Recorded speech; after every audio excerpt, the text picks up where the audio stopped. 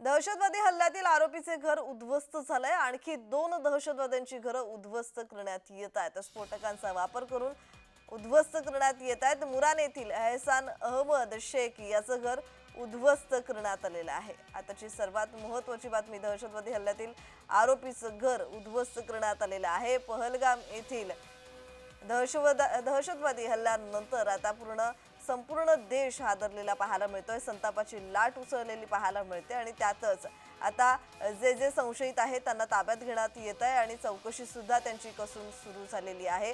त्याचबरोबर आता पोलीस प्रशासनही सतर्क झालेलं आहे। लष्कर विभागाकडून शोध मोहीम सुरू झालेली आहे आणि त्याचबरोबर भारत सरकारनं पाकड्यांची कोंडी करण्याचे प्रयत्न सुद्धा सुरू झाले। त्यातच दहशतवादी हल्ल्यातील आरोपीचं घर उद्ध्वस्त करण्यात आले। आणखी 2 दहशतवाद्यांची घरं उद्ध्वस्त करण्यात येत आहेत।